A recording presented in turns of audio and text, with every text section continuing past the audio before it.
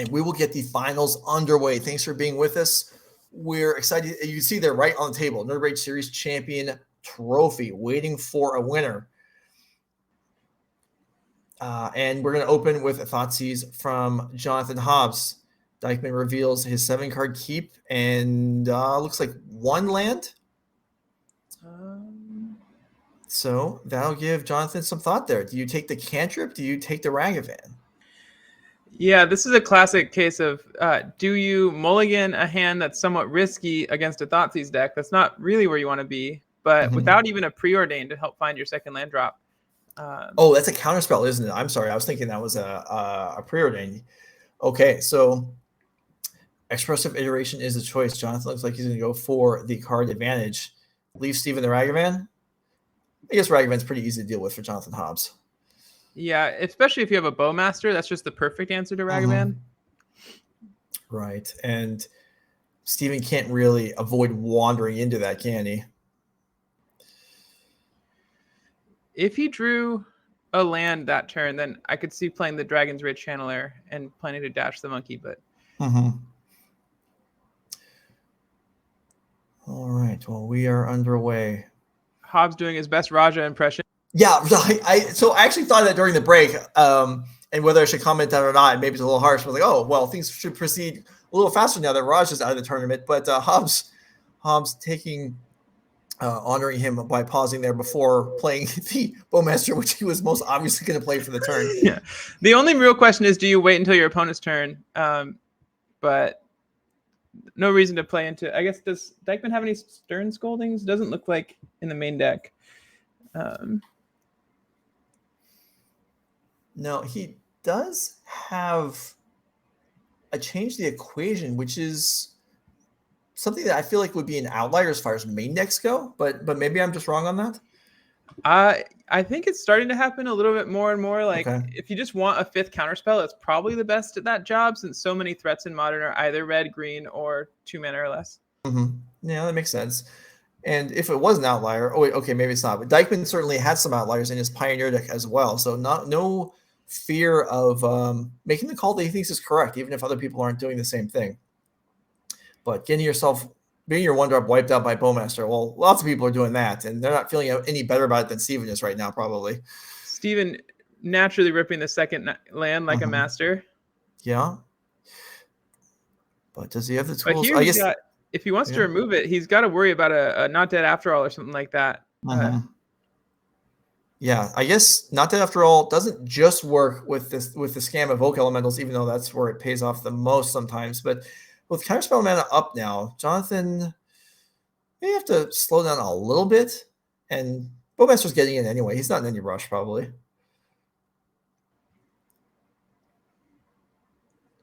Yeah, no hesitation at all, just turning the creature sideways. Might have been worth thinking about whether or not to play a 3rd land if you have it, to try to play around a Spell Pierce if you're trying to use Not Dead After All. Yeah, that's he true. does know most cards in Steven's hand.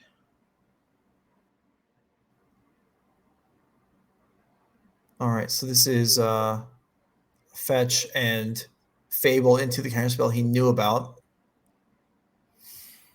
And Steven draws a 3rd land. So this is not too bad, given how things started. I mean, Steven still can't be thrilled about losing his Ragavan basically for free.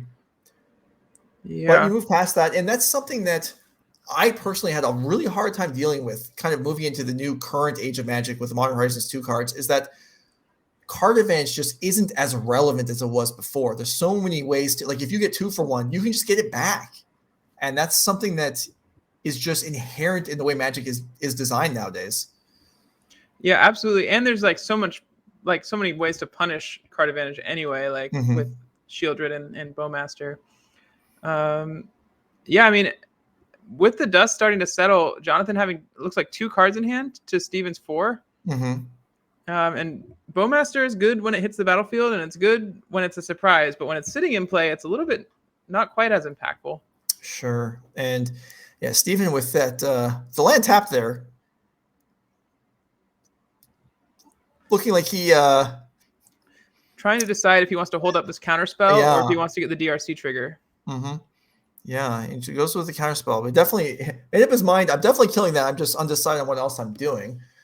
And I think there's some argument to just playing the DRC and passing with counterspell up because you can just take another 2 damage. Right. No, that definitely was reason, and especially with Jonathan being light on cards, and there is a counterspell. Oh, Steven Dykman. We're in the finals of the NRG event. You can't have matching card arts? Come on. You're just, simple-minded commentator doing their best here, and you're trying to just add to the pain of trying to identify cards these days. Anyway. Yeah, but there's psychic damage you're dealing your opponent every time you use a different counterspell.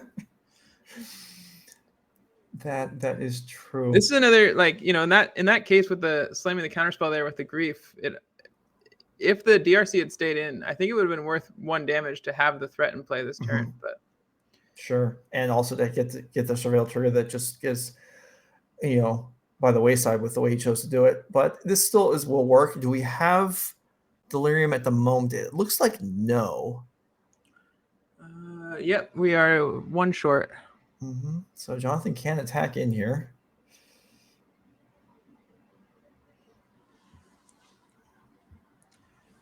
And yeah, it looks like one will come across some sort of a spell here to achieve Delirium in response would be great, but there's not that many things that do that, are there? Without considers in the deck lists anymore. Yeah. Yeah, there's not really much way to do that at all, except like a bolt. Yeah, and are we gonna bolt Hobbs' life total to try and surveil into Delirium? That seems it seems unlikely. I think that we would see that from Steven here at this point in the event, or at any point, really. Steven came up shy on his 4th land drop last turn, so obviously has some action in hand, whereas Hobbs is ranges 4th, but with 2 cards. The grief last turn was a good attempt, but now just nothing. That's maybe he's sitting on removal, maybe he's just petered out. I think I saw a lightning bolt and a black card of some kind in his hand. Okay. Well, a lightning bolt is tricky. Obviously there's some incentive to get this Dragon Rage Channeler off the board before it gets any more surveilling done, but then you don't want to have a Dash Ragavan come down after that, even if it's off the top, and just ruin your day. And there is Delirium. So Steven now has a fuller powered Dragon Rage Channeler with the Polluted Delta going in, and it will meet the bolt from Jonathan, and the board is cleared. So given how this played, another counterspell. Okay, well. Back to the same art again, looks like. Yeah. You have a favorite counterspell art? Most of my favorite artworks are just based on what was my first experience with the card. So mine is the mage with the fizzled out spell from Revised. Oh, sure. Yeah. Now, someone in the chat is surely saying that art's from Alpha or whatever, but not in my mind. It's not. That is the art from Revised. All right. Ragavan comes across, finds another Ragavan. So this is kind of the, even though the creatures got killed, the bolts interchanged, Steven counterspelled again, but with Steven tapped out going to Jonathan's turn, there was the window there for a decent draw, and he did find one, Dash Ragavan into Steven's Ragavan, which will stay on the board. Did he use the treasure to cast it? Oh, he had to. He didn't have any more red sources. Yeah, this is one of my favorite matchups in Modern. It's just so swingy and so many incremental decisions that pay off later and exciting top decks and such like. Yes, indeed. Now, here's the part where Dragon Rage Challenger's drawback actually is a drawback, as this damage race for Steven, sure, he's gaining a point, but that's not really probably worth Ragavan connections. But he can't stay back and block. Although looking through the graveyard, there's only one thing that Murktide players look at their graveyard for generally. And there is the big Murktide. The biggest Murktide. Yeah. Jonathan, do you have... You don't. Okay. So Steven Dykman will pick up game 1 of Modern in the finals. Jonathan Hobbs had to play there, but may have mulliganed a little bit. And even though Steven was the one that actually had the one-line hand. And yeah, things are so at this point. if you're nervous going in, once you get a game under your belt, I think you, at least for me, you probably settle down a little bit and you kind of just were like in your sideboard. Now you're not nervous. Now you're just playing Magic. You agree, or do you think nerves kind of persist throughout the whole thing for you? I do think that tends to happen, but I think that is almost a trap. Like it's pretty easy. One of my big issues as a player is I'll win game one and I'll be okay. I just have to win one of the next two. Surely I'm going to get one of them, and then all of a sudden I lose game two and I enter game three being like, oh, what happened to my buffer? It should be. I mean, it's not. We build up our confidence on these small advantages that then it turns out really were kind of insignificant after all. Like you're saying, all right, let's look at this. Let's look at the deck list. Look at the sideboarding. We are in Modern. Jonathan Hobbs, Black Red Mid-Range. Jonathan did choose Modern. So whether or not Jonathan wins this match, Steven will have choice of the second format of the finals.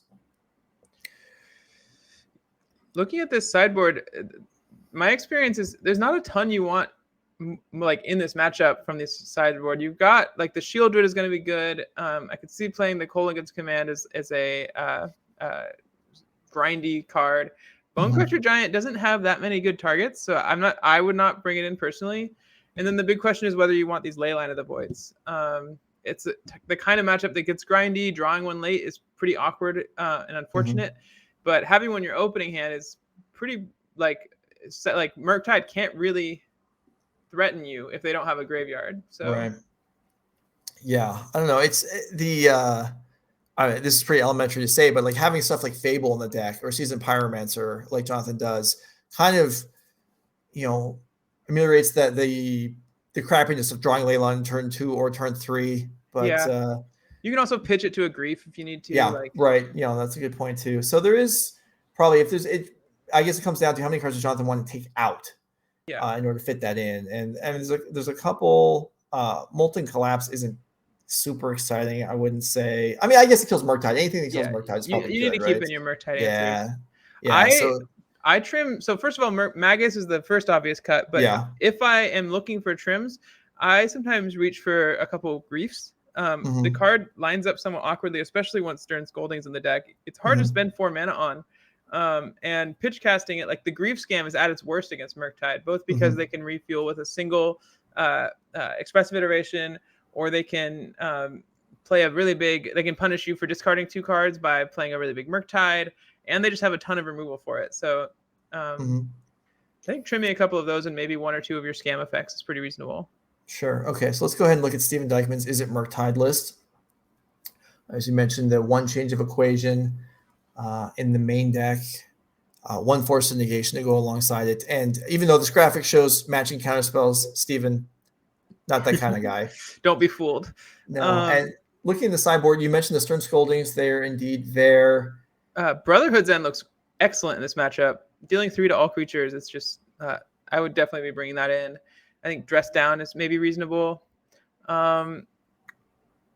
Big question is how many counterspells you want in your deck post-board. You need some number to punish them for just tapping out for their big threats. But 1, maybe 2 is pretty trimmable. This Force Negation can also hit the deck. Yeah, that doesn't do a ton here. So neither deck feels like it's gaining a ton of cards, but is Stern Scolding the best card coming on either side, or is there is that the top card? Is that top anything Hobbs has?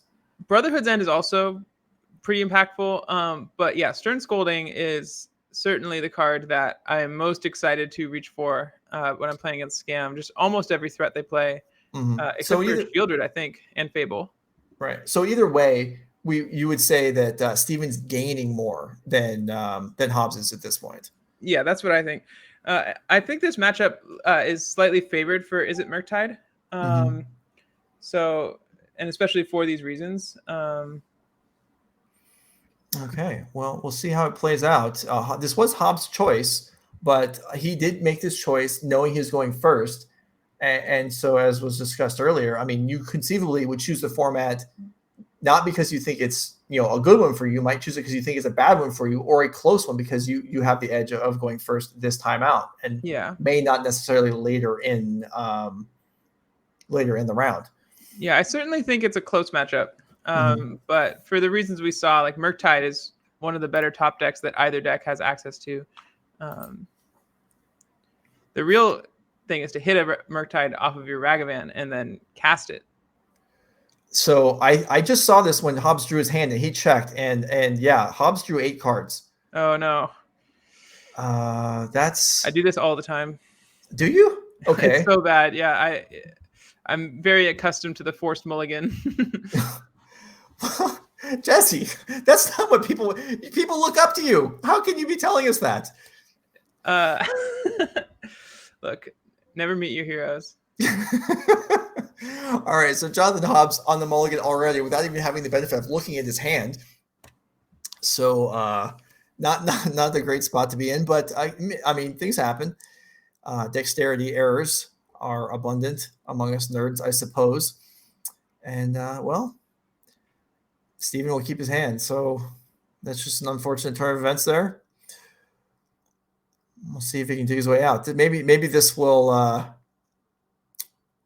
frustrate his mind into wow, yeah, boy. Did he do it again? Oh. I mean, no, okay. I mean, it looked like 8 for a second. He didn't do it again, but that was fairly casual, I would say, way to draw your cards after having just drawn 8 in the first game or in the previous time through. But okay, Ragavan's on the board. Well, that's the thing. When you make a mistake like that, you can't let it get to your head. There's plenty of time to feel bad about it after the match is over. But in the middle of the match, just got to move on. That's not my specialty. One little blip happens 3 turns later. I'm still thinking about that, not about what's going on in the current part of the game. But all right, we'll expect more from Hobbs than I do from myself as Steven starts with a bobble here. And what do we have? We have an answer for this Ragavan. If not, that's a great way for Jonathan to get right back in the game. Steven doesn't look thrilled right now. Yeah, he might not have an answer. Although this is one of those cases where he does have an answer. Okay. Or does he? It could be one of those cases where you bobble looking for your answer, but then you have to shock in case you draw it. But if you don't draw it, it's extra bad that you had to shock. Yeah, that is. Let's see. It's another bobble. Yeah, I don't think he's got it yet.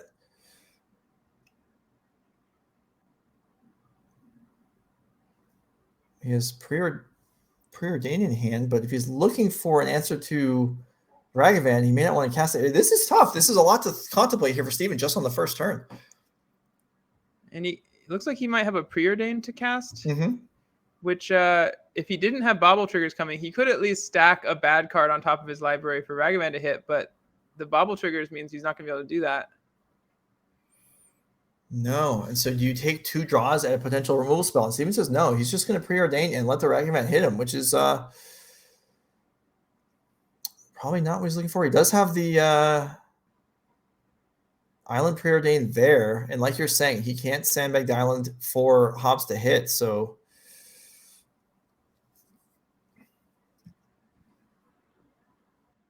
almost stunningly, after Hobbs flubbed his mulligan this game, he's already kind of recovered and looking to be in decent shape.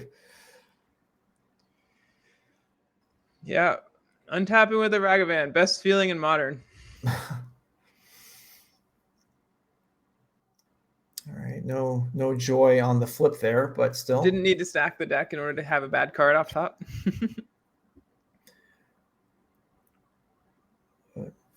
More importantly, will we find out, does Steven find... Okay, there is Unholy Heat in hand now. Looks like we're getting a turn 2 Fable, which is just the absolute perfect follow-up for this Ragavan. Yeah, especially since Steven's already going to have to commit mana to stopping the Ragavan. So yeah, Fable will likely connect. And Hobbs is off and running. There it is. Absolute also, dream start for Jonathan. Yeah. Also has Not Dead for All in hand. So there was maybe... an option as far as not playing the Fable this turn, even though this does seem like the better decision. Some thought had to be spent on, well, do I try and just save the Ragavan? It's so funny that Jonathan looks the exact same while like crushing his opponent on turn 2 as he does when he's getting crushed by Raja. Just so calm. Mm-hmm. And you have to be. I mean, you draw 8 cards in your opening hand. Like, well, can anything worse than this happen? Probably not. So I'll just relax and go with it and play my cards. And, you know, you have to rely on yourself. You know you're a good player. Jonathan Hobbs knows he's a good player. He just has to remind himself of that, you know, one little slip up absolutely doesn't mean curtains for the match. Drive range talent for Steven. Close to Delirium, likely to find it as soon as the Unholy Heat is cast. Yeah.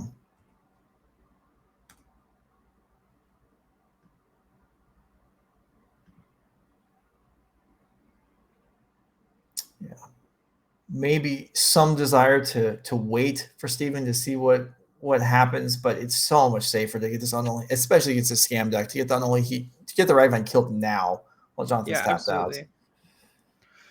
And if Steven doesn't have, or if Jonathan doesn't have a removal spell, he does get to hold back the Goblin token, but looks like I did see a bolt in there.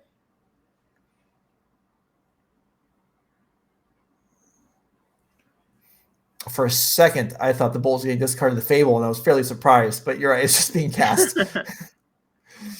Yeah, I think he just discarded the Cliffs. The land, yeah.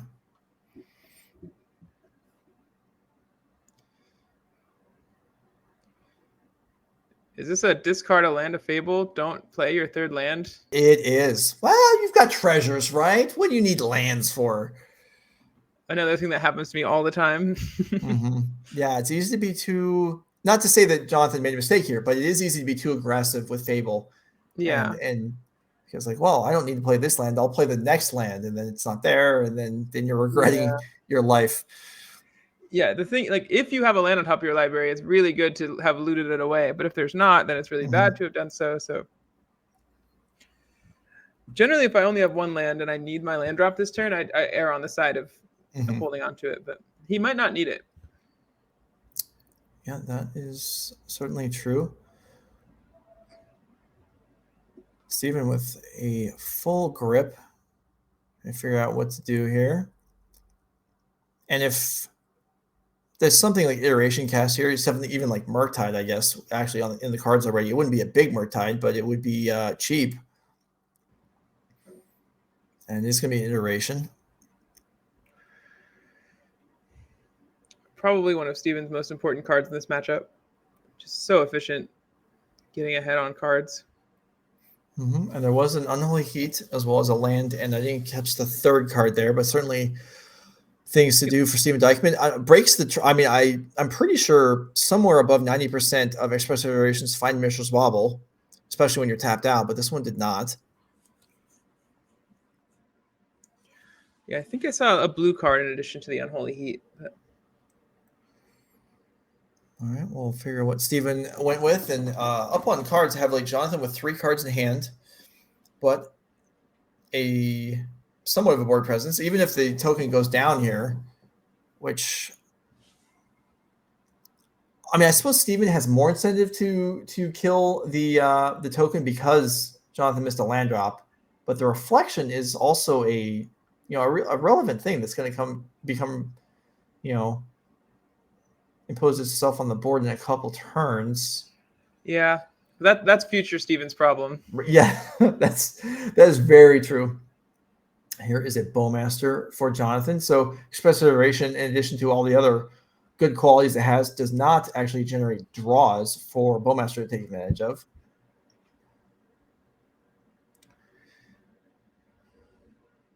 All right, cross for 2 and reflection looming.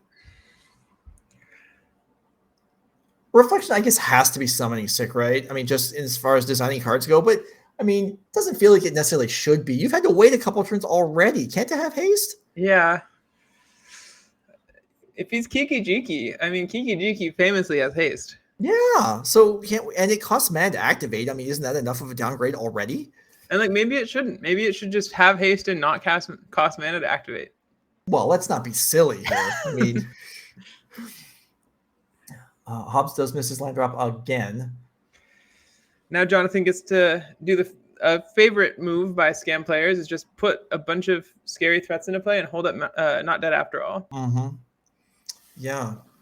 And Steven with enough mana to play removal and hold up counterspells if he has them. Ideally, though, probably just all creature would work best. He's definitely got the counterspells covered.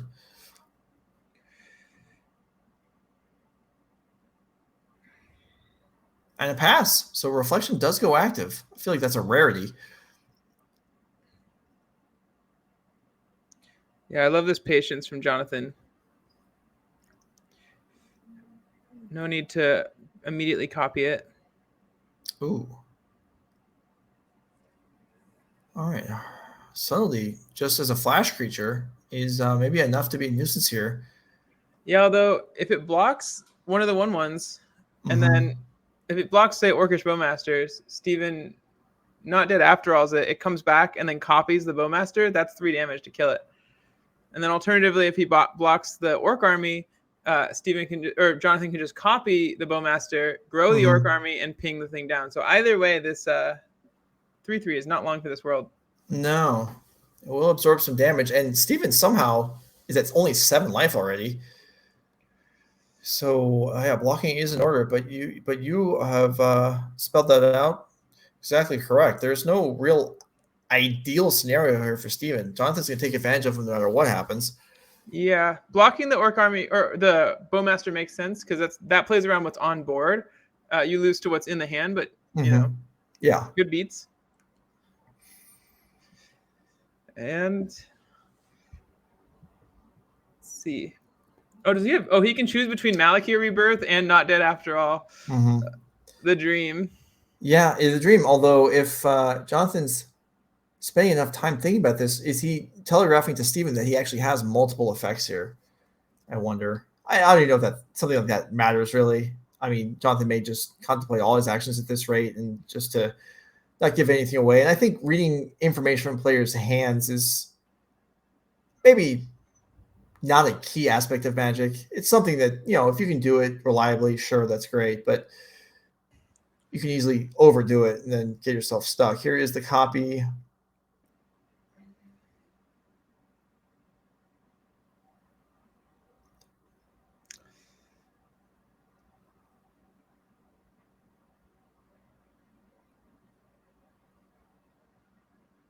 Clearly, the spotter judge not in favor of Nerd Rage. Branded advertising covers up our QR code token with an actual token.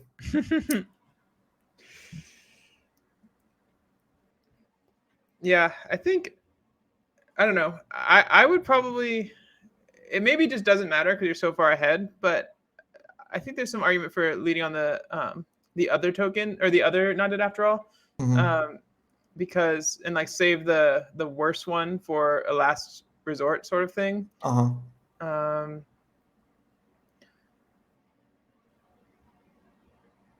Doing some counting here. Something. So that last counter shouldn't have connected with Steven. Yeah, Steven takes 2, not 3, even though it's a 3/3 now. Yeah. And yeah, I actually see what you're saying, because the Not Dead After All, with the inherent point of damage that comes with it, with Steven at 5, it would be nice maybe to have that actually on the board already. Here's where that Brotherhood's End. I guess it wouldn't even work against the Not Dead After All in hand, but Brotherhood's End would be good against what's on board here. Yeah, that would drop. I mean, Steven would still be taking damage incoming, but it would be seemingly better than the alternative of just dying, which is where he's facing right now.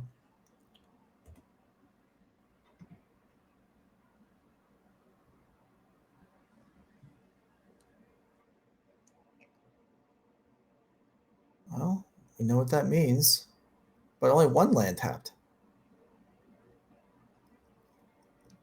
It's mini Murktide. And it is. Dragon Rage Channeler joins the fray.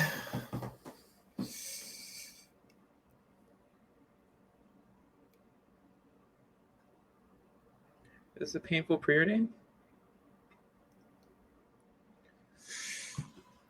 Okay.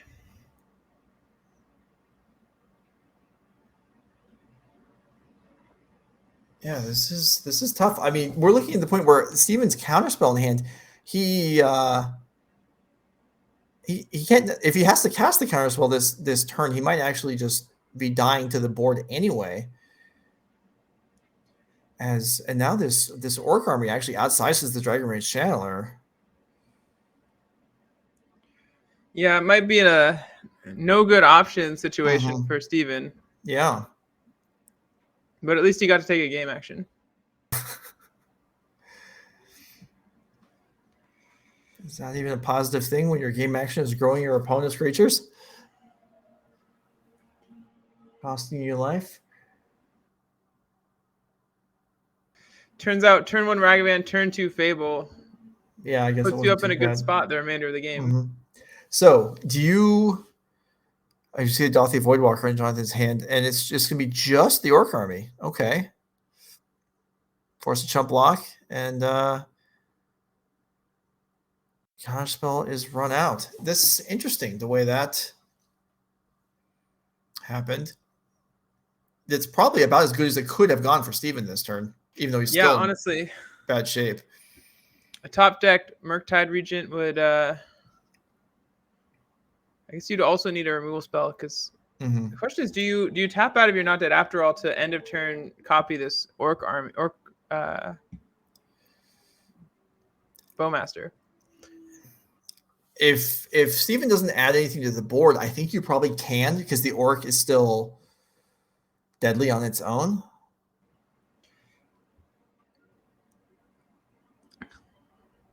Steven agonizing over a lot of his decisions here. I mean, and he doesn't have it. He doesn't have a route through, and Jonathan Hobbs will tie up the match despite actually drawing 8 cards in his opening hand.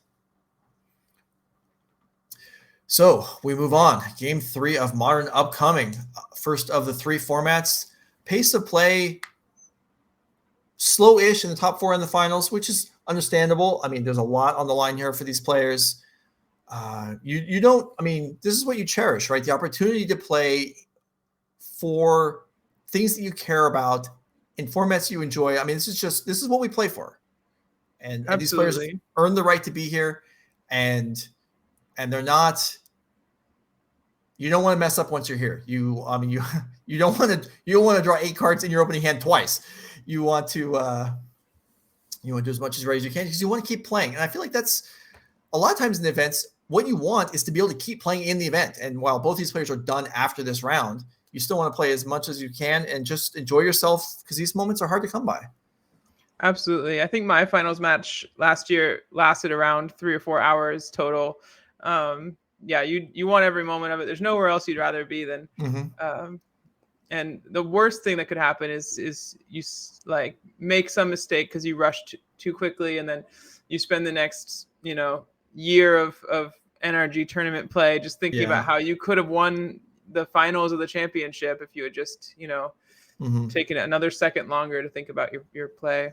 Yeah, I remember as the players are getting ready for game 3, I don't think we need to go through deck lists again. I remember my first time playing in a finals in a Star City event.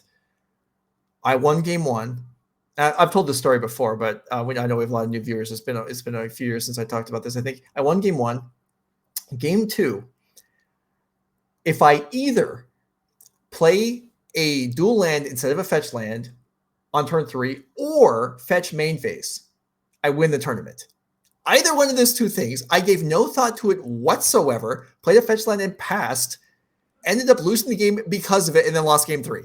And it's just, I mean, that was 12 years ago. I'm not over it yet. These things where it's just like you want to give thought to even things that seem small, because mistakes are magnified when the stakes mean more to you. Absolutely.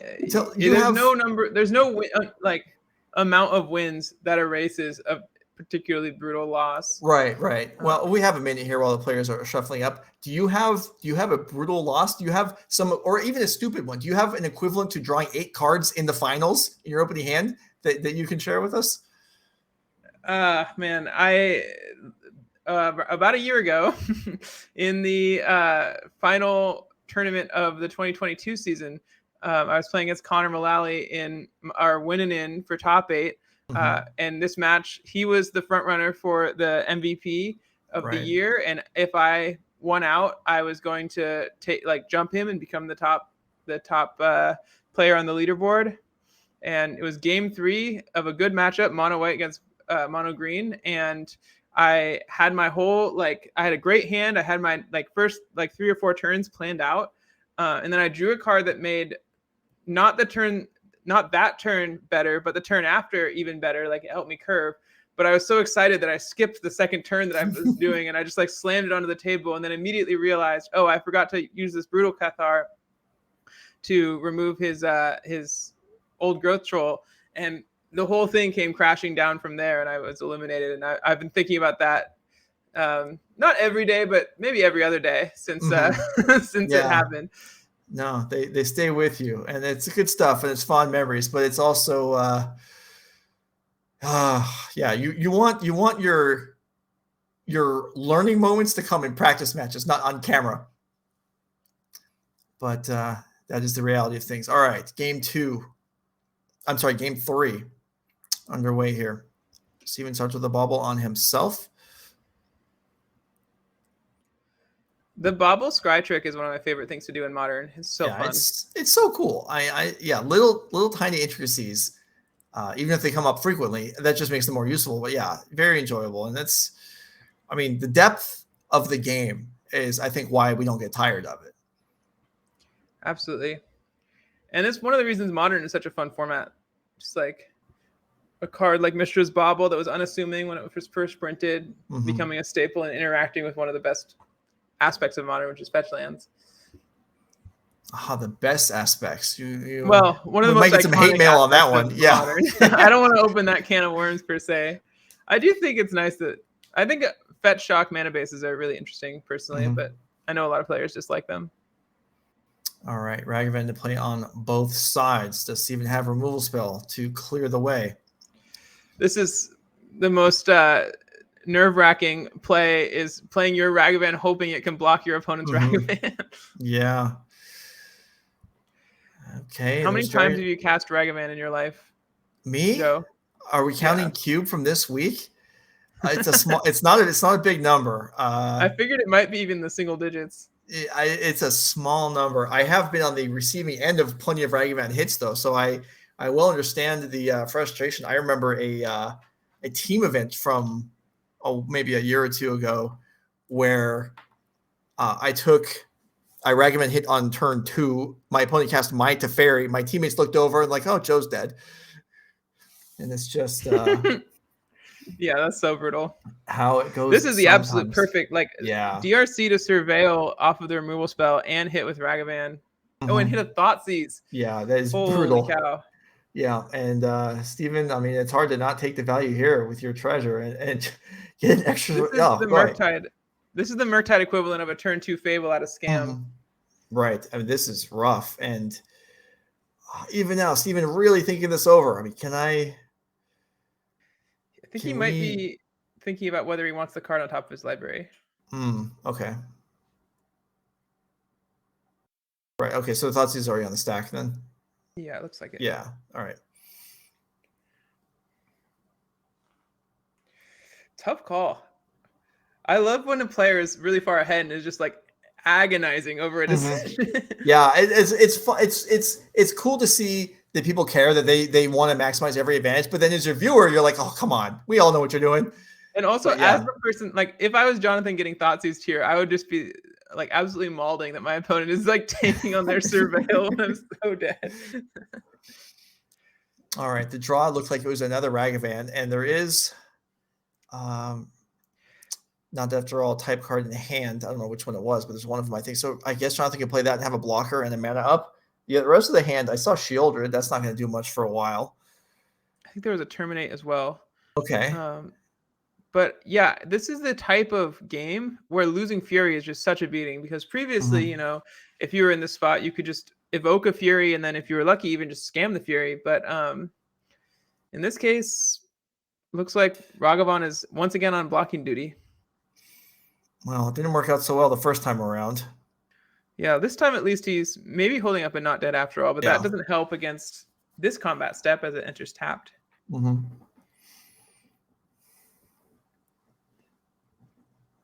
But Steven does know the contents of the hand. So maybe, let's see. Artifact, land, instant. So I don't think we have flying yet for Dragon Rage Channeler. Yeah. Steven Dykman says, look at me. I'm the perfect information deck now.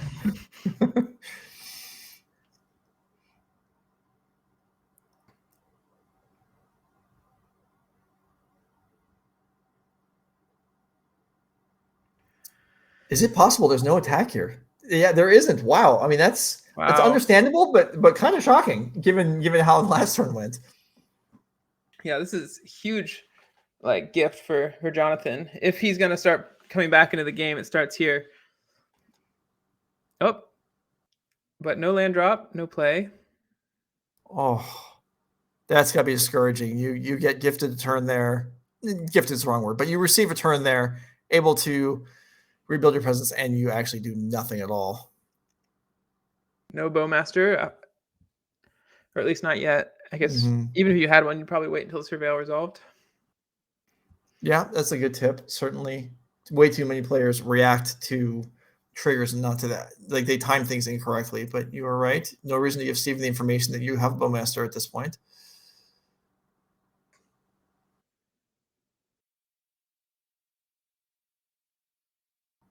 Well, actually, maybe in this specific case, maybe there would be a reason because you wouldn't want to surveil into Delirium or allow your opponent to surveil into Delirium. That's true. That's a good point.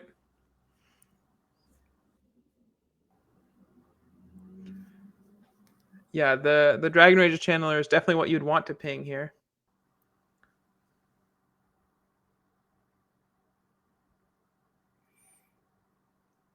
Well, even maybe with frustration of some things that happened in this match, missing a land drop, drawing an extra card, or drawing extra in your opener, Jonathan still has the solace of knowing that he's got additional matches to play here. This is not one format and done. This is the finals, but this is the first match of the finals. Jonathan can still recover this even if he's unable to pick up this game.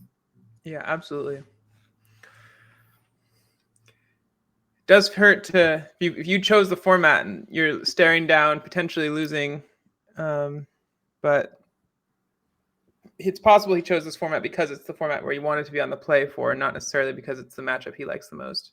Right. All right. So Unholy Heat on Ragavan. Both players aware that this could be saved, but still opening the gates for an attack potentially.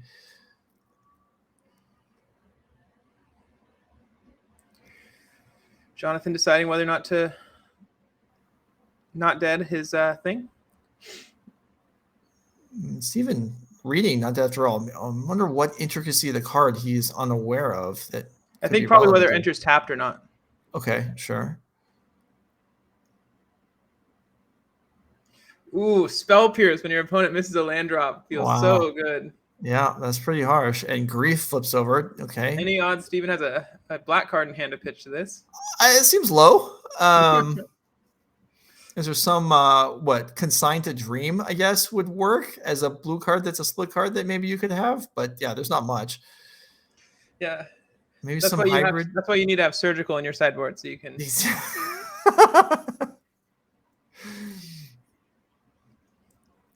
right on time, third land drop.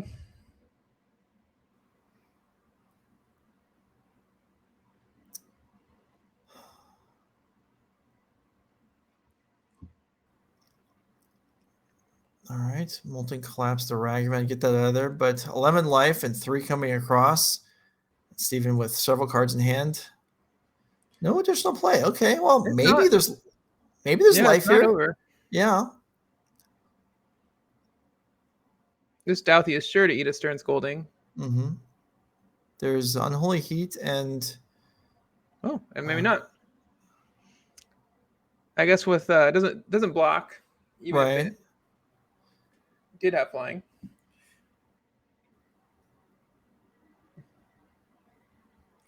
Looks like Steven only has 2 cards in hand.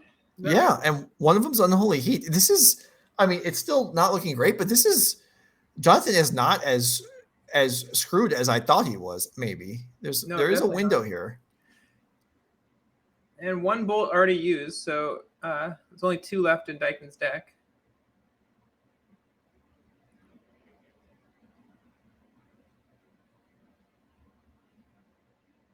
right. Terminate, fired off. This is going to resolve. I'm sure Jonathan Hobbs is more surprised than anyone watching that he's still in this game. That treasure token in Steven's land row is really tilting me. And here's a shielded, and that Stern Scolding. Dykman potentially regretting not Stern Scolding this Douthie Voidwalker, if that's what's in his hand. Yeah. All right. Unholy 8 takes down shielded. No problem there for Steven. But now at 9 life and okay, going to 8. And now this, if you're Jonathan, you have to at this point be thinking, I actually could win this game. I could actually win this match. And then if you lose, then it's even more crushing. But still, at this point, he's a few cards left in hand. Jonathan always has kind of a grin on his face, but that's a real smile there. He's probably thinking to himself, like, I could do this. It is such a great feeling. Oh, it's a Spell Pierce, not a Stern Scolding. That's what's going on. Okay. But it is such a great feeling to think you're losing, all of a sudden be like, wait, am I actually going to win this game? Mm-hmm. Complete attitude shift. All right, Dash Ragavan reduces Jonathan's life a little further. So I guess now he has confirmation that Steven does not have a bolt. Draws Fable, which, if you're correct about the... Maybe checking to see if he has a counter spell in his exile zone.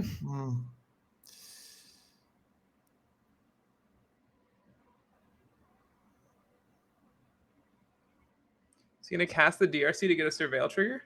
Wow. Oh, no, to block the Ragavan. That's what it is. Mm-hmm. The Fable does the same if it resolves. But yeah, I guess the Surveil trigger is pretty valuable, so he's going to try and line up that way. Now Steven's got to work his mind around his Dragonite Channeler coming into play for Jonathan. Auto-Aura is already on the board, so that's one less concern. Checking his own Delirium count. He's got all the usual suspects.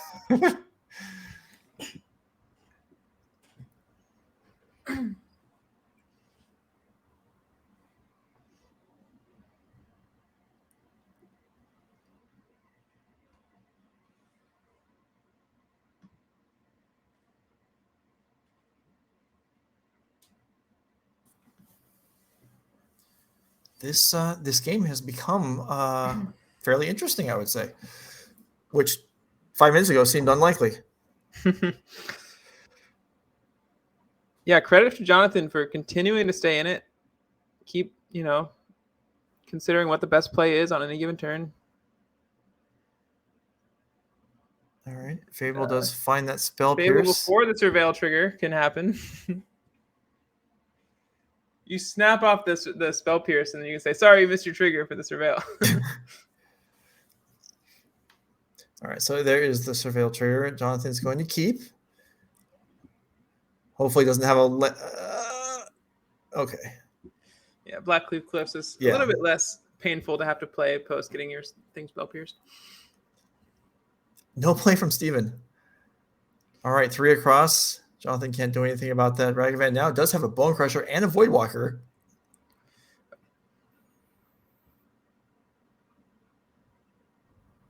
Oh, and there finally eats the Stern Scolding. So I guess it was sitting in the hand the whole time. Yeah. All right. So if this Ragavan comes dashing across again, you have to kill it, right? You don't just save the Bone Crusher Stomp for Steven to try and finish him off with your Dragonite Channeler? That's a really tough call. I think I agree that you do just have to kill it, but... Oh, he's just going to cast it. Okay. Oh, I mean, that works. That works. It does. It kind of does both things, right? It blocks the Ragavan and... Yeah. It does allow the Ragavan to itself block. Steven, okay, preordained. That's got to be very scary.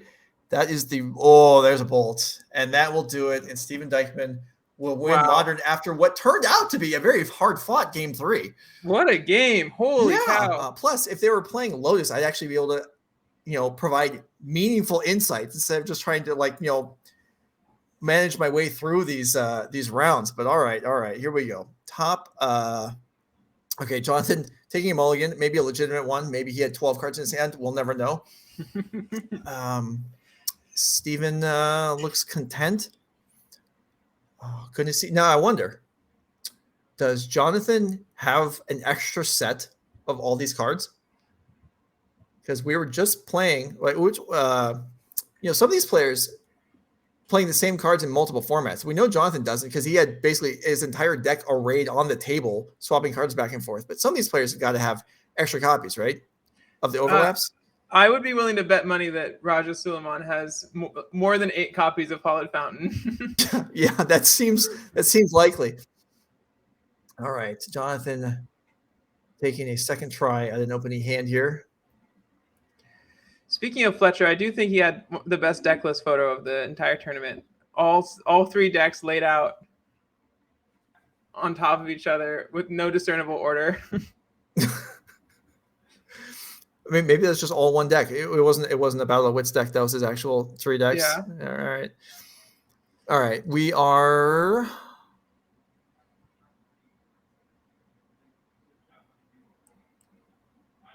underway. Okay. Here we go. Match number 2. Opens with a Thoughtseize, looks at 6, 3 land, Fable, Bone Crusher, and I don't know what the other card is. That's a Fatal Push. Fatal Push. All right. Yeah. Good job, Jesse. Thank you. If there's one thing I know, it's these random alternate arts. That's excellent. Professor. I see them all the time. Because if there's 100 things I don't know, it's what all of the different cards are in the alts. And there is a Thoughtseize off the top. Oh, man, look at this. A pair of stealing each other's fables with Thoughtseize. Yeah, this is a legitimate mirror. Actually, Jonathan left with more quality in hand than Steven, just being up a Bone Crusher instead of a land. And having a pair of creature lands as the lands that he has. Yeah. All shinies. Jonathan, you're killing us. I need to put some sunglasses on here.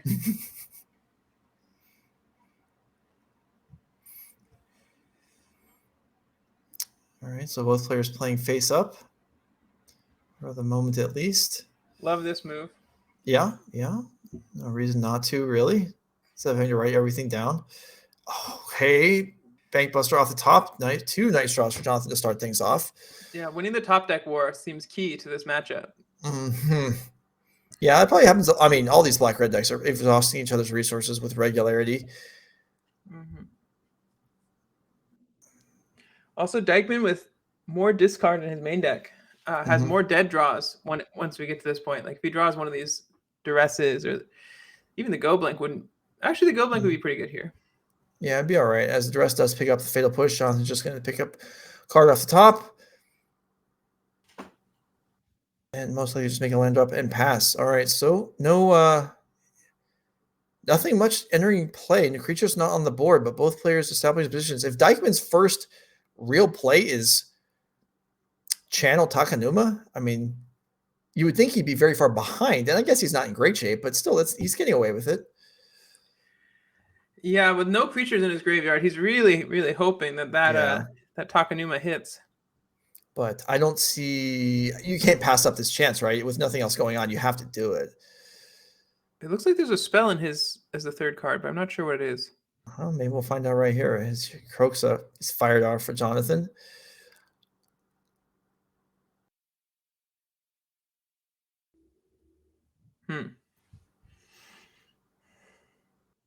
Trying to decide whether to channel the Takanuma in response. Mm-hmm. I mean, I guess you'd rather pitch a creature than Takanuma itself to avoid the 3 damage, but if it misses, you're really in bad shape. All right, let's spin the wheel. Uh-oh. No. Wow. Oh, Jonathan. Beating here. Probably feeling pretty good at this point. I would think. So, Steven, unknown card or the Fatal Push? It's a Bitter Triumph. Okay, well, that's out of here. And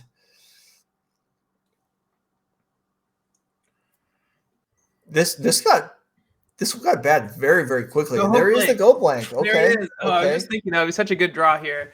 Not such a good draw, but it's certainly one of the better draws. No, it's great because it gets the Croxa out of here, which otherwise was going to come back fairly soon. So this is that was really huge for Steven. And now, okay, it's Fatal Push, which can actually handle one of the variety of creatures that Jonathan has. Does Mutavault come across here? It certainly could.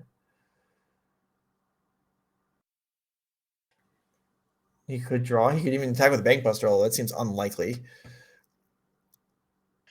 Yeah, that would involve activating Mutavault in order to crew it, which seems not necessarily the most mana efficient. Yeah.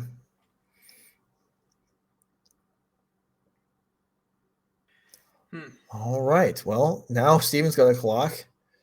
Jonathan picks up a card and a blocker, and this is I mean that was 2 above average draws in a row for Steven to try and stay in this. Absolutely.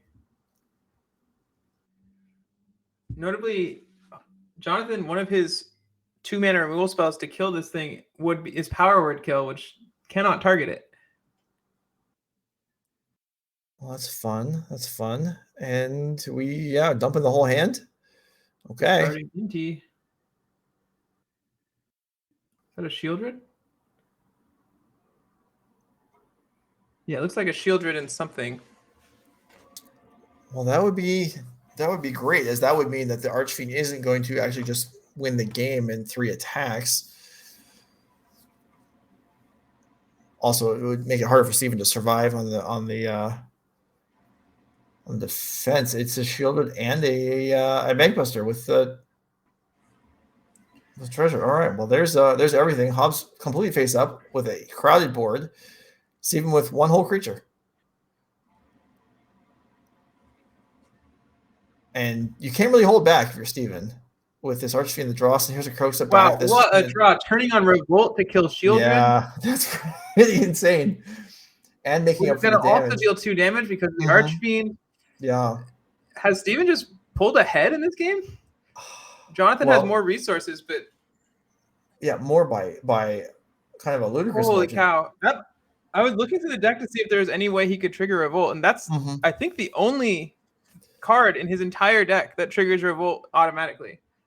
My goodness. Maybe Blood Tithe into Blood, I guess, would be another way to do it, but yeah, he didn't have another card to discard.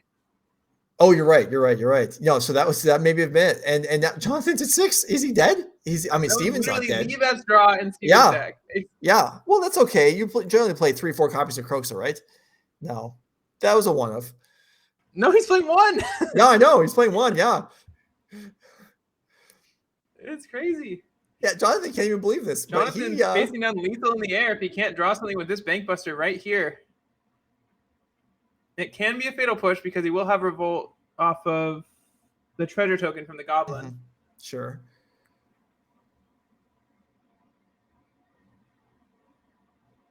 Is that it? That's not the face of someone who has a removal spell for the it really it's Steven. Look at Dykman leaning back. Yeah. Cannot believe it. Runner. Go blank into Archfiend into Kroxa. Yeah. And what's more, he can bring back the Kroxa next turn. So even if Jonathan does have a removal spell for this Archfiend,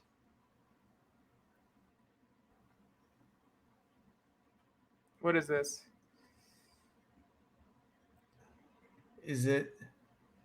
Oh, copying the Bankbuster for 1 more draw step, and that's it. Oh my goodness! Dykman pulls off the upset from nod of his head there. Yeah, I mean that's the one where you can't even believe it either. When it's your deck that did these, you're just the odds of this were so low, and Steven Dykman is now 1 game away from the championship. But that is how great players are made. Not only are they, really good at finding their edges when they're ahead, but they are always prepared to make the most of some fortunate top decks, because Magic at the end of the day is also a game of variance on top of being a game of skill. And if you can't capitalize on those things, like say, for example, he had end of turn fatal pushed the Goblin Shaman token when he had 1 mana up after the Fable came down. He untapped, draws the Archfiend, slams it. He's then dead to the Shieldred, but he doesn't. He holds on to that because he can get more value out of it later. It looks awkward at first because he has to tap out for the Archfiend, but then just perfectly sequenced on the hands of Dykman. And if you're Jonathan Hobbs, how do you recover from that? I mean, you felt like you had this game, maybe not won, but you were you're just completely undone over the course of a couple turns from an empty-handed opponent who missed on Takanuma. I mean, you at that point you had to feel very strong, and for Hobbs, he's just got to pull it together. And this is something we expect of our players, and you just have to be able to do it. But that doesn't mean it's easy to recompose yourself after something like that, and have to just buckle down and reshuffle your deck and reconsider your sideboard, and then just jump back in. If you're Jonathan Hobbs in this case, you have to, it doesn't matter that your back's against the wall. You have to treat it like it is one match at a time, one game at a time, and you're going to take things as they come. And like the journey of 1,000 miles begins with a single game win, right? Yeah, well, it's going to have to for Jonathan Hobbs to win this tournament. He's got a ways to go now. He needs to win 2 games in a row of Pioneer, and then needs to win a match of Standard. As for Steven Dykman, if we have our profile slides up while the players are re-sideboarding again here, we can take a look at the deck list. That'll work too. You can see where we're at. We did see Go Blanks play a big role there. We saw Croxa play. I mean, everything. I mean, Steven got absolutely every inch he could out of the cards he had access to, because there wasn't a lot of them. And he's number one for a reason. If we can put up his slide now, if we have it. Steven Dykman, our number 1 overall player in the power rankings, looking to become, in addition to that, our champion. Trying to show up to people. Some of his peers thought he was above average in the field, but not the top. And Steven says, you know what? You might be wrong, because I bet on myself, and I'm here to take it down. Yeah. I mean, this just goes to show how scientific these power rankings are. Oh, God. This is real data. Yeah, well, some of it is. And Dykman is 1 game win away in this match from taking home the trophy and proving why he's the first overall on this leaderboard. Mm-hmm. All right, and Hobbs coming up from near the bottom, I believe 14th, if we have his slide. Jonathan Hobbs, mostly by virtue of not playing as many events as the other players did this year, didn't come up hugely strong in our power rankings, but 14th overall, towards the bottom of the field. But still, these are 16 of the most capable players in the Midwest region of the country. So 14th overall does not mean Jonathan Hobbs is, it's no slight to him. He's a strong player. He has been for years. He's won Star City events. He's won Nerd Rage events, and he is here, and he may need to win the next 2 games and the next match after that, but that's something he's certainly capable of. We are going down to the finish here. And this is evidence for why science isn't real, because the 14th overall player has made it to the finals of this tournament. So these power rankings, the science of them, don't believe it. Okay. Well, the stats are lying to you. You're just going to say whatever works. Back up. I'm going to talk about the science being right. Yeah. All right. Well, let's just go back down the table so I can get slammed for my work any further. Both sides. But anyway, we do hope you viewers at home got some enjoyment out of the power rankings this year. We did put a little work into that, and I do appreciate the. I actually sent out 5 polls to players on the series, and actually got back 6. So instead, I was hoping for a couple, and we sent out 5, and one person shared it with someone else. We got 6 responses back to make up the pure rankings. That was much appreciated, and it went into a weighted category of that system. So that was fun to do. I don't know if it's very meaningful, but it was cool to see, have something else to look at. And we're ready now for game 2 of Pioneer. Can Steven Dykman end the tournament right now, or is Jonathan Hobbs going to earn the right to battle on? 7 cards in hand looks good for Jonathan, so let's go.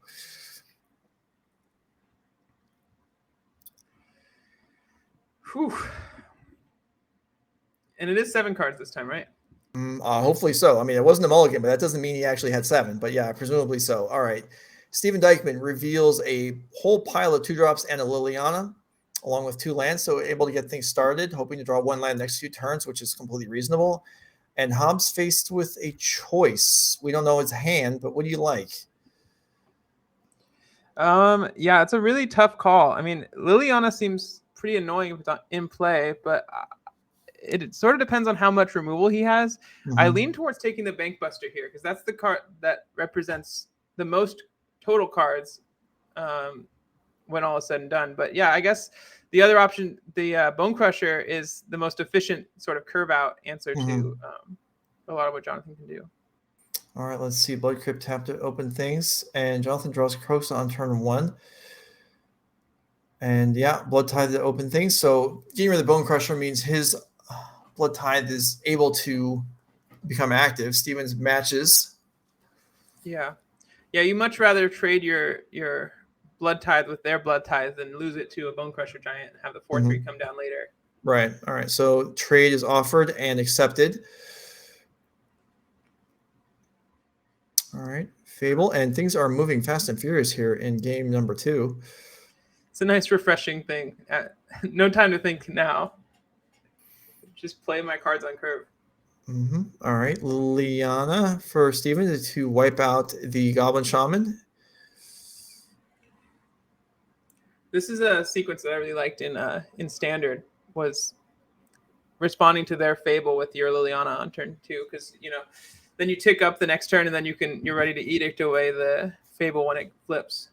All right. Well, Jonathan is going to dispatch the Liliana with the Bone Crusher, and then follow up the second. So both players had double Blood Tithe, and Steven flooding on bank out for Dykman.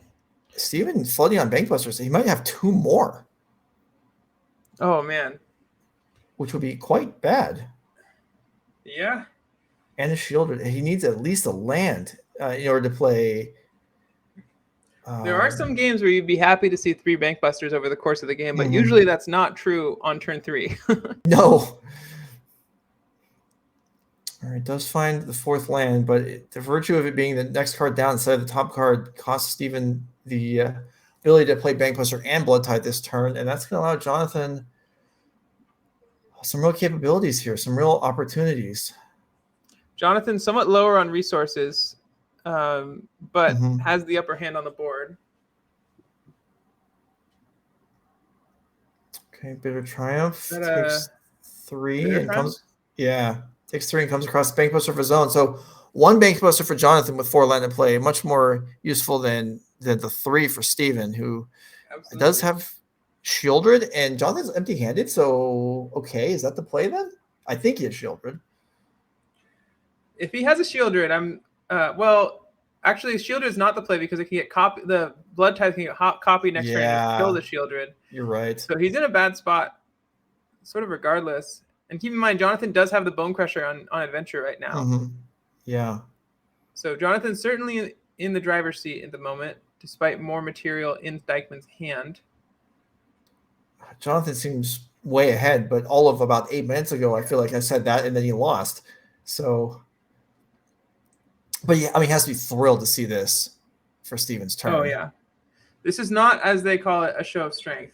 All right, there's a pass, and Reflection's active, and Jonathan can go nuts here with his, I guess it's not a huge attack force, but it's certainly a significant one, and build up more cards.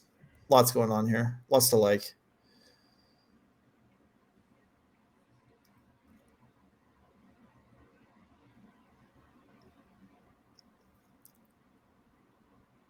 Perhaps wondering whether Bone Crusher should be committed to the board or just copy. Okay, so if attack here, then Bone Crusher probably is following. Yeah. Okay, we're already at the point again where Steven needs to have some miracle series of draws, and I don't even know what they are, but yeah, it can't even start with an Archfiend this time because, again, copying the Blood Tithe and then sacking it to the Archfiend.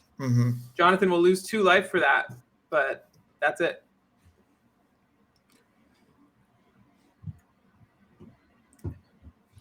And I don't think there are any sweepers of any kind in Dykman's board.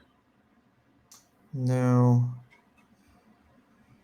And there is lethal damage in play for Jonathan. So Steven can't, if the turn is spent just drawing on Bankbuster and hope crossing your fingers, then if he comes up dry, then he will lose this game.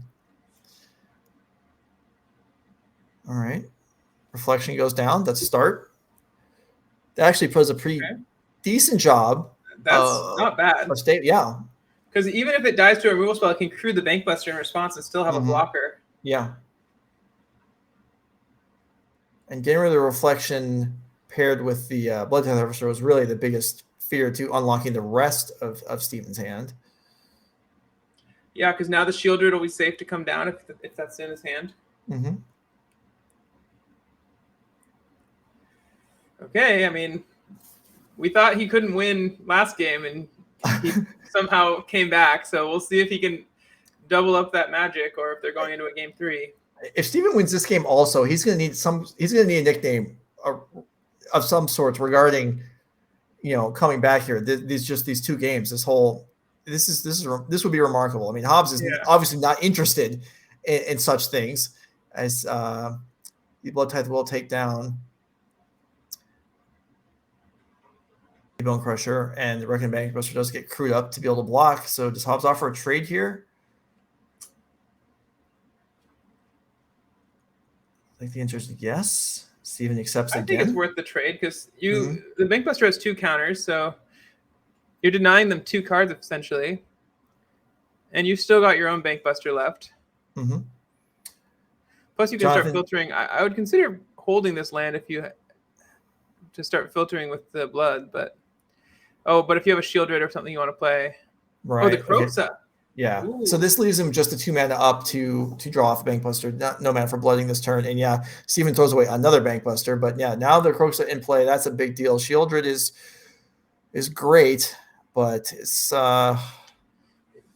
if Dykman draws a land, he can deploy both the Bankbuster and the Shieldred, which gives him a free block on the Kroxa without having to throw away his Shieldred. Mm-hmm. Which could be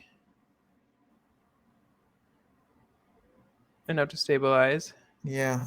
I don't know if that happened. I think he drew Fable. So it might be choice of Fable plus Bankbuster or Shieldred, in which case I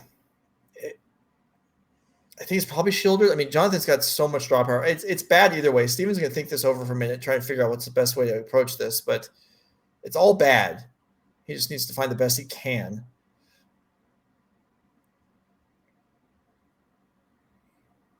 Skillfully drawing in response. Mm-hmm.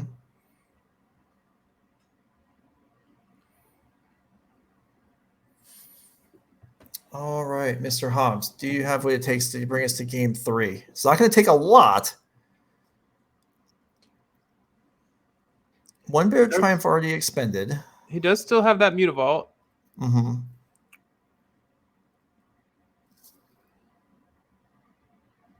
Sure.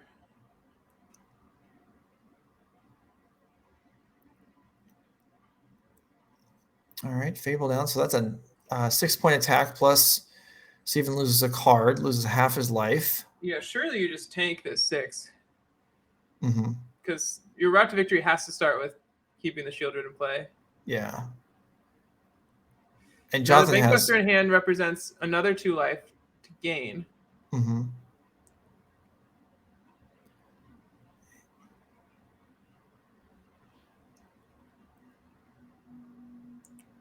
With blooding? Well, it's another 2 life.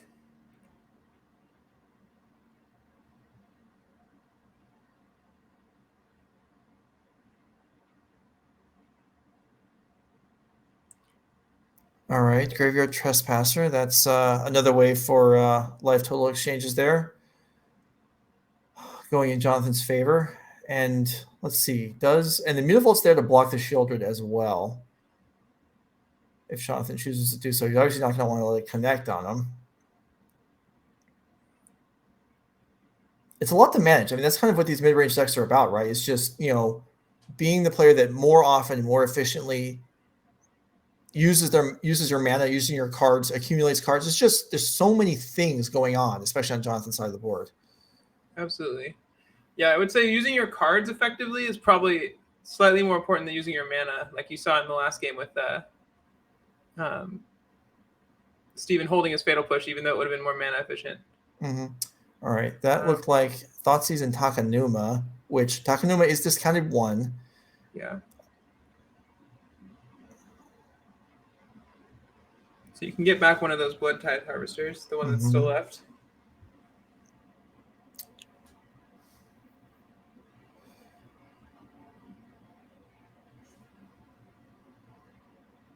Finds a Kroxa, which, because the Bloods of the Graveyard Trespasser are unlikely to have much of an impact at any point here. Steven trying to figure out what he can do. He's going to be Blood Tithe Harvester. It would be great if he could attack, but that's asking a lot. Yeah, I don't think he can. With 2 Mutavaults in play, the Trespasser, and this Bankbuster is going to make a token that can crew it. So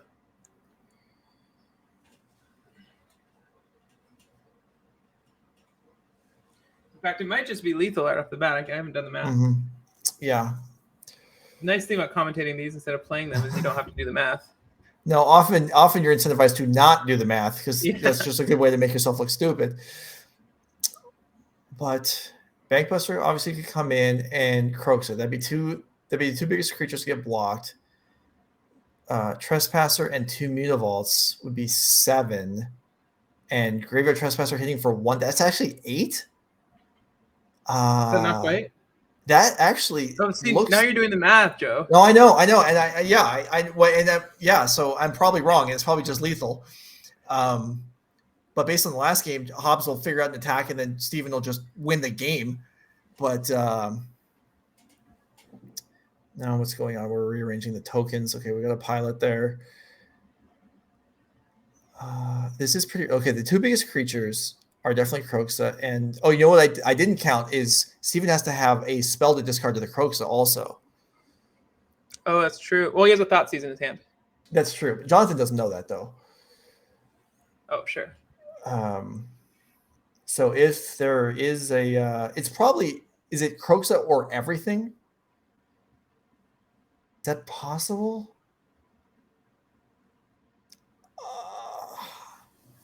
I don't know if I want to. He does need to not die on the crackback. Right. No, but he's also getting close to the point where the Shieldred ability will kill him even without an attack. So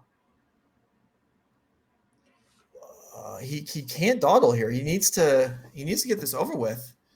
Yeah. If I'm in Jonathan Hobbs' seat, I cannot believe this right now because I have an attack that doesn't kill my opponent unless he has a land in hand. But if I go for it, I very likely die on the swing back, and he's a point short. He's trying to. Oh my goodness! And Dykman has another 4 life coming back the next turn from cracking the blood. Yeah, and Dykman has. If Jonathan Hobbs doesn't attack, Dykman can bring back his Kroxa. Oh, and if he doesn't have a spell, yeah, and so Jonathan he might have to just throw away his Trespasser in order to. Kroxa. So is there another potential attack then? In addition to just Kroxa and everything, could it also be Kroxa plus Graveyard Trespasser and leave everything else back? Maybe that's the way to go. That gives up the Graveyard Trespasser, but you almost might have to do it. What a wild Jonathan is counting. What is he doing? He's counting everything now.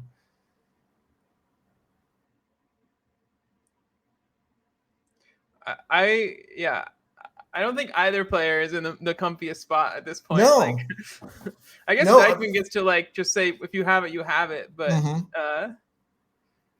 yeah, this is absolutely not one of the spots where math is for blockers turns out to be true. It's obviously all on Jonathan here as the attacking player to figure this out. And if my count is correct, which it may not be. And Jonathan's he's gonna blood. He's cracking your blood. Yeah, he doesn't have it yet, and he's gonna try and find a spell. Oh, this is so risky though. That's a hive, I think. Now, as long as Shieldred survives combat, Jonathan would. I guess he gains a life from Graveyard Trespasser attacking. Oh, what a mess! All right, so we've had enough time here. Let's figure this out. So the 2 biggest creatures, Kroxa and Bankbuster. Trespasser effectively attacks for 4. 2 Mutavaults is 8. There's nothing. I guess if Jonathan played a fresh creature and then could attack with a pilot, pilots are 1/1s or 0/1s. They're 1/1s. Pilots right? are 1/1s. Yeah. So if Jonathan, no, he can't do that either because he needs the Mutavaults. Yeah, he has a treasure though. I think right from cracking. Yeah, yeah, he has 1 treasure. So he has the man. If it was a 2-man, if it was a Blood Tithe Harvester, exactly. Here comes everything. Oh my goodness. There's the discard. And I think Steven Dykman is going to win the tournament on this. No way. No way. Is it 3, 4, 5, 6, 7? Yeah, okay. All right. We okay. 5. There was Steven missed the Graveyard Trespasser, but Jonathan's got it, and it's no. Oh my god. That's it. That's if we counted right. This is done right, Steven. Can we get it's Steven just won, right? Oh Steven just won. Steven has got this. Let's get confirmation. He's no longer a Dykman. He's a Dyke goat. Yeah. That was absolutely stunning. You've got to be kidding me. That was what a phenomenal end of the tournament. That Steven Dykman comes back from 2 games. Both, I think you agree, it looked fairly bleak. Yeah, he was losing both of those games. Yeah. Like just incredibly and so patient with the Shieldred, waiting until he got the Blood Tithe Harvester off the battlefield, Yeah, everything had to channeling that Takanuma instead of playing the Bankbuster and trying to draw and gain life. That was phenomenal. That was one that for years to come, Steven Dykman can go back and watch this and say like this.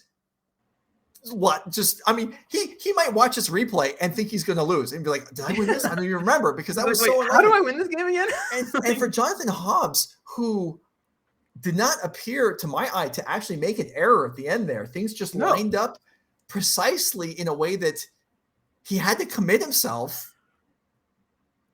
Being 1 damage short, he bloods. He doesn't get there. He hopes, and then you're still hoping that there's a land in Steven's hand, and there's not, and it's not. There isn't. And that's it. We're going to take a minute before we have Steven Dykman available to talk to us. But Steven is the 2023 NRG Championship winner. That's got to be one of the best thought seizes in NRG history. Just the one in your hand that you can discard to Kroxa. Yeah, it didn't even cost mana. It was still phenomenal. Wow. What a season for Dykman to go for, like, back-to-back winning the first 2 tournaments, finishing out as the MVP on the year, and then coming in here first overall seed by the very scientific power rankings, and just closing it out. I mean, what an impressive showing. I am just blown away. Yeah, well, I'm sure he is too. I mean, if he needs a couple minutes. By the way, defeating last year's oh wait, no, that was Jonathan, right? It's been a long day. I'm already confused, but you're right. It was Jonathan took out Raja. Yeah, you're right. And Steven beat Matthew Hoey, who has also won this event twice. That's true. And then in kind of the earlier era, and then comes across and finishes. Yeah, I think we heard during the break that there was maybe one day this year when Steven was not on top of the leaderboard for NRG. There was one day where his lead was eclipsed, and then he got it back on Sunday. Yeah, so 12 hours, I'm told. Not even a full day. Right. I don't know how that was determined, but yeah. So apparently 12 hours this year, Steven Dykman was not in first place on the leaderboard and finishes up the year by winning the championship. So this has to be the most dominant showing anyone's ever had on the NRG series. I mean, only like back-to-back wins in a single weekend is something that very few players have come even close to. And, MVP, I don't know how many MVPs who also won the championship there are, but just all 3 of those accomplishments in the same year, just absolute dominant performance by Dykman. Yeah, absolutely. All right, he's making his way over here. If we let's go ahead and put up the prize slide while he's sitting in the chair. Take a look at what he actually goes home with here. Steven Dykman, our first place overall winner, $6,000 Pro Tour invite, and he gets to come back to 2004 championship next year and try and defend. Steven Dykman is in the booth. Steven. We could ask all kinds of questions. Congratulations to you. We'll start at the end. Yeah. Those last 2 games looked rough. Yeah. I mean, I was telling some of the guys walking away, I kind of can't believe I won either one. I mean, I just spent both games just miles behind. And he obviously flooded when I needed him to flood, and couldn't quite get through the last points. So pretty nuts. Well, You flooded too. You just yeah. flooded on I mean, bank game one was so brutal, man. His thoughts, he's Yeah. into one of his 2 bank busters. He's on 2. I'm on 4. It was just like really brutal to fall behind his. But yeah, the go blank off the top was really huge. Game one, I mean, it was like 3 perfect draws in a row, like go blank, and then the Croxa, and it was just everything. The only way to trigger revolt in that spot, the Croxa, that's crazy. Yeah. Yep. So that was pretty insane. I was obviously the channeling the Takenuma Croxa would have been really good earlier. That was kind of the idea when I channeled the Takenuma, was that if I hit the Croxa, discarding Croxa to Croxa and then getting a replay would have been really insane. But he showed up just at the right time. So yeah, everything kind of happened just at the right time there. And then so at the end, on the last turn of the last game there, Jonathan's contemplating an attack. Were you? You're probably, I mean, you could count it out. You're probably realizing if he sends everything that you're going to win. Yeah. He was counting it on the table himself and it already announced. So it's only 8, and I'm like, I'm 9. And I'm just like literally looking down, not even looking at it. I'm just trying to not posture anything. And he eventually said, "Screw it. Do you have a land?" And here we are. So and what did I mean? How fast is your heartbeat going during that sequence when he's counting it out? When you're thinking like, I mean, I was like, at the time he like starts counting it out, it's like pretty obvious he won't beat me. If it's obviously has nothing, and he's debating if he should go for it or not. So it's very clear that his hand is just all garbage, like either hand hate or lands. And so I'm just hoping he'll make the attack, because it was 1 point short, and then I had him on the crackback. So pretty insane. Pretty insane. How does it feel? I mean, so you started this year with a double back-to-back tournament win. You finished the year as the MVP. In fact, you spent almost all but 12 hours of the year as the MVP of the entire tournament series. And now here you are. You just waltz your way right through and 2-0 your finals opponent. I mean, how does it feel? I mean, really good. Really good. Yeah, I have not played on the PT for like 7 years, so I'm very, very excited to be going back. Hometown too. Yeah. So we'll see what happens, but yeah, I'm thrilled. This year could not have gone any better for me, honestly. It could have, I guess, had a few more top 8s in there. I did get a few top 16s where I would have liked top 8s, but I will gladly lose all those matches to have these. So yeah, really, really happy. All right, Steven Dykman. Congratulations. For Swish Gaming, you want to shout out your teammates, your squad? I know you don't. So no one goes to these events solo. So who helped you out? Who helped you accomplish this? It was really funny, actually. We had a 4-man testing team for this event with 4 competitors from the event. So that was like that's pretty bizarre, obviously. And then we kind of had a 5th. Raja was in there with us too, but Derek Davis, Kyle Gonzalez, and Chris Smith were my main testing team, and 2 of those are Switch members, and then 1. Obviously, Derek is a Worlds competitor, so it was really cool to get to play with him, and I'm excited now. I can finally get in the coveted Pro Tour Discord channel that Derek has alluded to so many times. But gotta be queued to be in there. But now I can finally join that and be part of that. So that's pretty cool. Well, you certainly earned it, Steven Dykman. Congratulations, man. Thank you very much. Appreciate it. Congratulations, Steven. Thank you.